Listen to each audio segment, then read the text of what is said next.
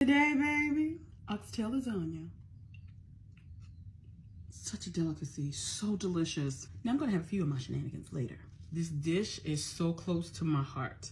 I love it. So with this dish, I'll probably explain things a little bit more than usual, okay? So here I have 8.5 pounds of oxtail that have been cleaned, and I had them soaking for about a little over an hour and a half in some vinegar, lime juice, and baking soda. Every time I made oxtails, I've always marinated my oxtails overnight. Thinking if they're in the oven for 3 to 4 hours, that not marinating them would be enough. Baby, these things are like me thick, okay?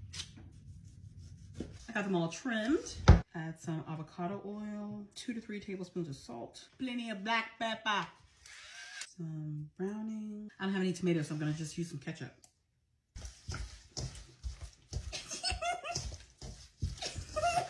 Silly grown woman. Okay, that looks good. You gotta get those sides beautiful and brown.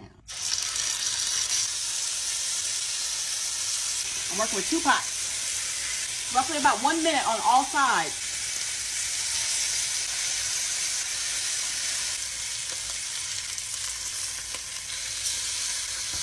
Put the rest back in. Now I'm gonna season according to both pots. So this is the ingredients for roughly 8 pounds of oxtail, okay? So adjust the ingredients according to how much oxtail that you have. So I have about a total of 8 to 9 cups of water. I'm gonna add in about a 1/3 cup of Worcestershire sauce, a medium diced onion, 4 green onion. This is a whole bulb of garlic and about 2 inches of ginger. Now I mixed up in my food processor 1 whole green bell pepper. I have a total of 3 Scotch bonnet peppers with the seeds. Add some ground cinnamon, allspice. Add some dried thyme here, even though I prefer fresh. I have about 4 bay leaves, and I have this oxtail seasoning that I got from my local Caribbean market. And I'm gonna set these in the oven at 300 degrees until they're nice and tender.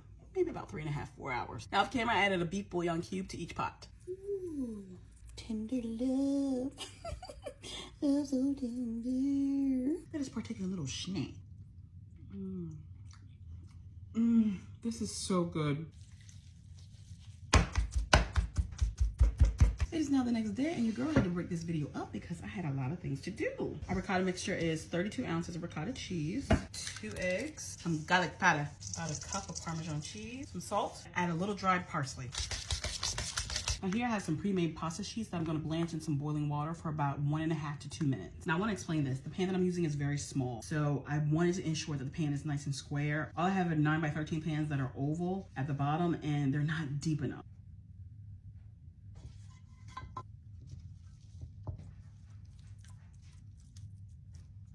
Make sure all their layers are nice and thin. A mixture of provolone, mozzarella, and Parmesan cheeses, grated fresh, just a little bit. Layer 2.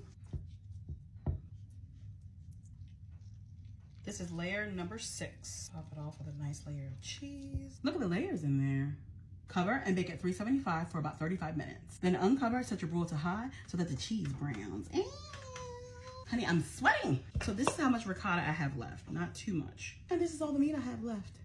This meal is not for the faint of hearts, nor for the faint of wallets. Now I do have a confession. Between my sister and I, we probably ate about 1 pound of oxtails. So I strained the juice, and I'm gonna add about a 1/2 tablespoon of cornstarch slurry, just to make it a little bit thick.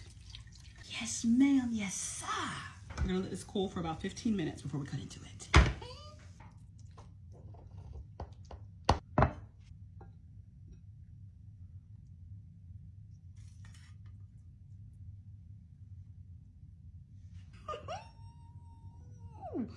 The beauty. Thank you, Father. 6 layers of oxtail lasagna. Look at that. In all seriousness, I'm always asked what is my favorite meal. I can name my top 10, my top 5, maybe even top 3. But this by far is the most delicious thing and my most favorite meal that I've ever created. Oh, give me a minute. Oh my God. This was a lot of work, but when I mean it's so worth it. So you got 2 in 1 video, how I make my Caribbean oxtails and this. It's so good. It's almost, I can't explain it. I feel emotional. Okay. If I had only 1 critique, I would say it would need a little bit more heat. I like mild heat, and it's just under mild heat. So good.